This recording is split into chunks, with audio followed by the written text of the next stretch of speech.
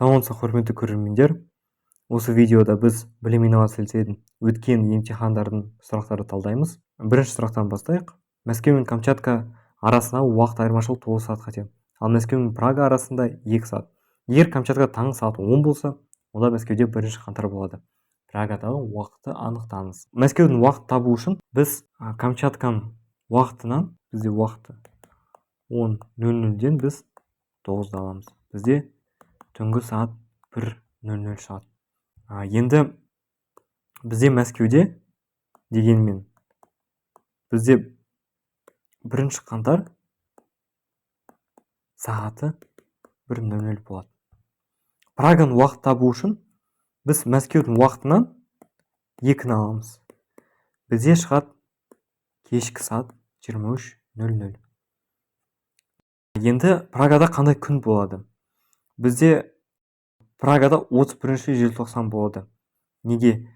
Себебі Прагада әлі келесі күн басталмады. Келесі күн 24:00-ден басталады ғой, иә?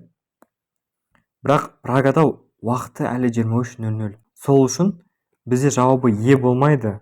Бізде жауабы Д болады. Міне, 31 желтоқсан түнгі сағат 11. Келесі есеп. Ең бірінші біз үстіндегі тұрған жағышын шығарайық. Мына бөлшекті 3-ке көбейтеміз. Мынаны 2-ке көбейтеміз. Өйткені бізде ортақ бөлгіш 6 болу керек. 3-тен 6-тан 3, 6-тан 2, 6-тан 1. Енді мынаны қоссақ, 3 қосу 2 қосу 1 бізде шығады 6-тан 6. Немесе 1 жазсақ болады. Енді үстінде қарасақ, бізде тағы да бізде -1 тұр. 1 - 1 бізде болады 0. Ал енді астындағы керек емес, себебі 0-ді кез келген санға бөлсек, бізде 0 шығады. Сондай ереже бар. Сол үшін бізде жауабы А болады. Келесі сұраққа көшейік. Бірінші мынау үстіндегі бөлуді шығарамыз. Ыңғайлы болу үшін мына сандарды бөлшек ретінде жазамыз. 100-32 бөлу 10-8 болады бізде. Мынау сандарды орындарға ауыстырамыз. Сосын мынау бөлуді көбейтуге ауыстырамыз. 100-32 көбейту 8-ден 10. 100 пен 10-ға қысқартылады. Сол үшін мұнда 10 болады. Мұнда 1. 32 мен 8-ге қысқартылады. Мұнда 4 болады. Мұнда 1 шығады. Сонымен бізде болады мұнда 10-4. Немесе 0,14 сияқты жаза аламыз. Сосын астындағы көбейту 12-ден 5 біз 36-ға көбейтеміз. 36-ны бөлшекке айналдырамыз. Ол үшін астында 1 жазамыз. 12 мен 36 12-ге қысқартамыз. Мұнда 1 болады. Мұнда 3 шығады. Енді 5-ті 3-ке көбейтеміз. Бізде шығады 15. Мұнда үстінде шығады 0,14 қосу 0,16. Ал астында бізде шығады 15 азайту 14,9. Так, міне мұнда жаздым. Мынау екеулерді қоссақ, бізде 1 шығады. Ал астындағы азайтсақ, бізде шығады 0,11. Сонда 1 бөлу 0,11. Ыңғайлы болу үшін 0,11 ретінде жазайық. Бөлшек ретінде. Бізде болады 1 бөлу 11. Орындарды ауыстырамыз. 11-ге көбейтеді. Бізде шығады жауабы 10. Жауабы болады Е. Мынау есепті біз теңдеу ретінде шығарамыз. n қосу n қосу n қосу n бізде болады 4n. Тен 12 болады. 12-ні 4-ке бөлеміз.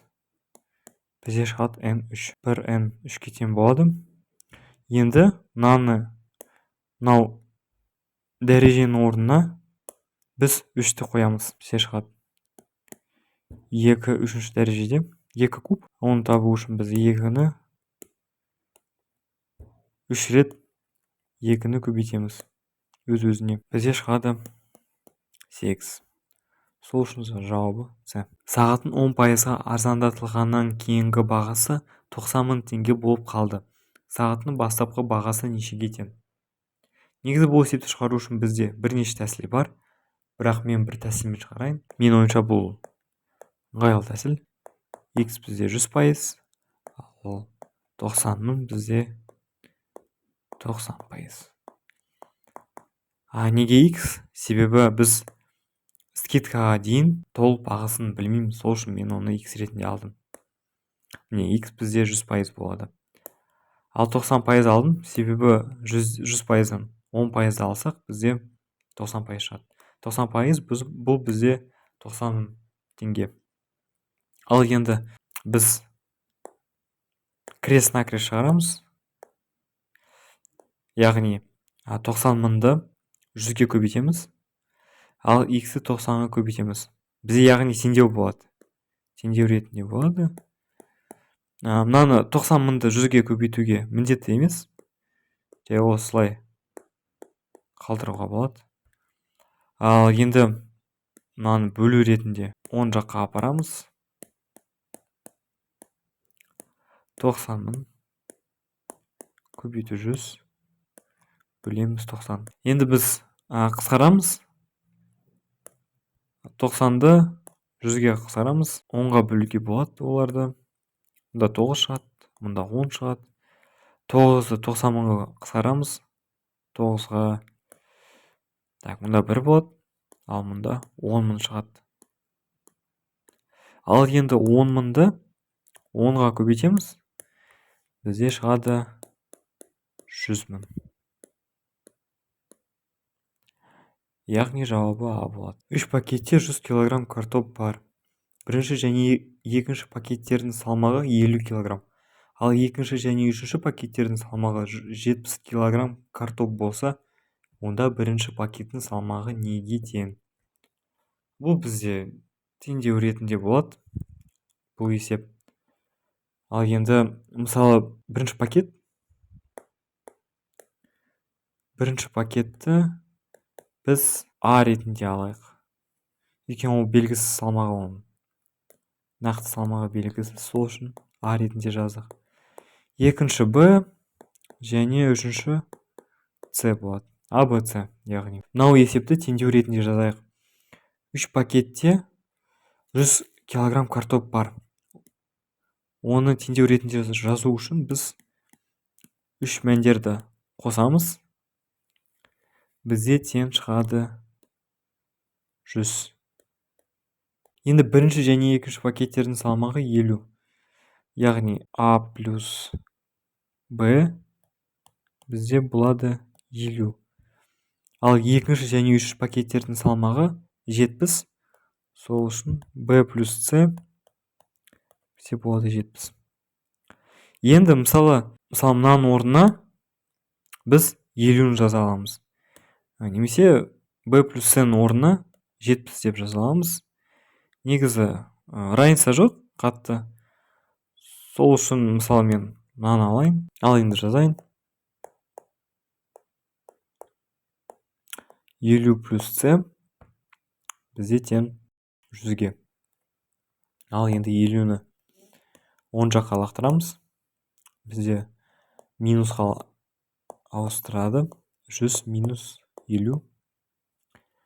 С болады 50 кг.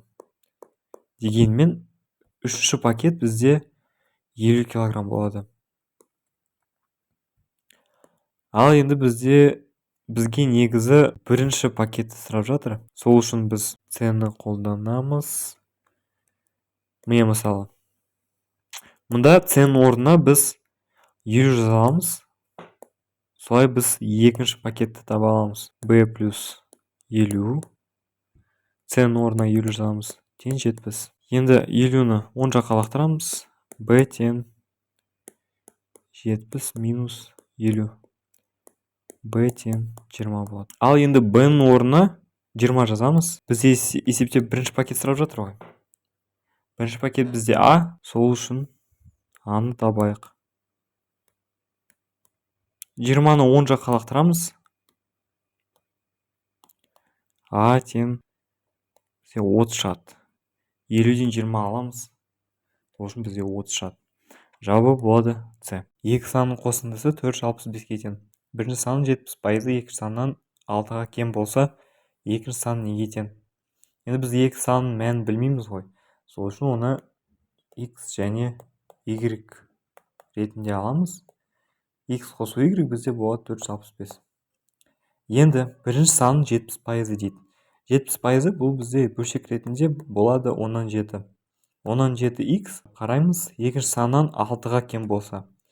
Біз наоборот 6-ға қосамыз. Ол тең болады бізде y.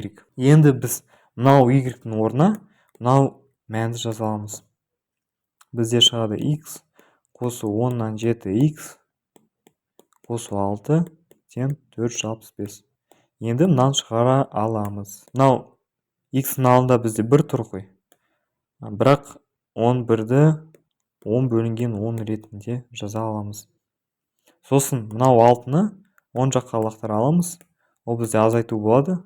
465 азайту 6 бізде болады 459. Енді мынау екі мәнді қосамыз. Бізде болады 10-нан 17x тең 459. Енді мынау бөлшекті бөлу ретінде 10 жаққа лақтырамыз. X тең 459. Так, сразу бөлуін көбейтуге ауыстырам. Сандардың орындарын ауыстырам тоже. Енді біз мынау екі мәнді қысқартуға керекпіз. Мынау 459 17-ге қысқартылады. Енді давайте табайық нешеге тең болады. Ол үшін 459-ды 17-ге бөлеміз. 2 береміз. 2 17-ге көбейтсек бізде 34 шығады. 45 азайту 34 бізде болады 11. 9-ды қоямыз. Содан 17-ге 7 береміз. Бізде шығады 119. Тең болады 27. Енді 27-ні 10-ға көбейтеміз. Онда 27, онда 1. X тең 270. Екінші санды табайық. Ол үшін 465-тен 270 аламыз. Бізде тең болады 195. Азайтсақ, сонда жауабы болады D. Үшбұрыштың ішкі бұрыштары 4, 6 және 8 сымдарына пропорционал болса, ең кіші және үлкен бұрыштардың қосындысы неге тең? Үшбұрыштың барлық ішкі бұрыштардың қосындысы бізде тең болады 180 градусқа. Енді барлық пропорция барлық бөліктерді x ретінде алайық. Мысалы 4x, 6x және 8x. Барлық бөліктерді қоссақ бізде тең болады 18x. 18x тең болады 180 градусқа. 180 18-ге бөлеміз.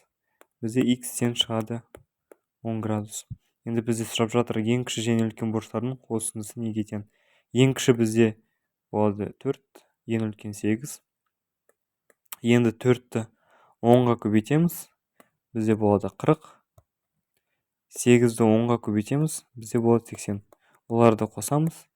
Тең болады 120. Жауабы А. Қабырғалары x плюс 12, x плюс 16 және x сантиметр болған үшбұрыш пен квадраттың периметрлері тең. Квадраттың периметрі 100 сантиметр болса, x неге тең? Енді бізде квадраттың периметрі 100 сантиметр болса, дегенмен қазір үшбұрыштың периметрі 100 сантиметрге тоже тең болады. Енді үшбұрыштың периметрі табу үшін біз барлық қабырғаларды қосамыз. Жазамыз енді. X қосу 12, қосу X қосу 16, қосу X тең болады 100. Бізде жай теңдеу шығады. Енді X-арды сол жаққа, ал сандарды 10 жаққа лақтырамыз. X қосу X бізде болады 3X. Так, сосын 12-ні 16-ға қосақ бізде болады 28. Сол 28-ді 10 жаққа лақтырамыз. Азайту ретінде мәндері ауыстырады. азайту 28 бізде тең болады 72. Жазамыз 72. X тең 3-ті 10 жаққа лақтырамыз. Бізде бөлу ретінде болады. Мұнда көбейту тұр. Бөлеміз. Тең шығады 24. Жауабы Е. Ал енді соңғы есеп. Төмендегі сандардың қайсысы көбейту кесесінде жиі кездеседі? Енді мынаны шығару үшін көбейту кесесі есіне алу керекпіз. Бұл бізде не? Ол бізде 1-ден бастап 9-ға дейін өзара сандардың көбейту көрсететін кесесі. Мысалы, клетка дәптер бар ғой, соның артында көбейту кесесі бар. Енді 36 қалай шығара алады? Біз мысалы 9-ды 4-ке көбейтсек, немесе 4-ті 9-ға көбейтсек, немесе 6-ны 6-ға көбейтсек, бізде сонымен шығады 3 вариант. 42-ні шығару үшін бізде 2 вариант. 7-ні 6-ға көбейту, немесе 6-ті 7-ке көбейту. 56-ны шығару үшін бізде тоже 2 вариант. 8-ді 7-ге, немесе 7-ні 8-ге. Так, мұнда жазайық 3, 2, 2. 64-ті шығару үшін бізде бір ғана вариант. 8-ді 8-ге көбейту. Сосын соңғы 27-ні шығару үшін біз 9-ды 3-ке көбейтеміз, немесе 3-ті 9-ға көбейтеміз. 2 вариант. Ең көп кездесетін бізде болды 36, сонымен жауабы А болады. Ал енді осы видеоны көрген үшін көп рахмет.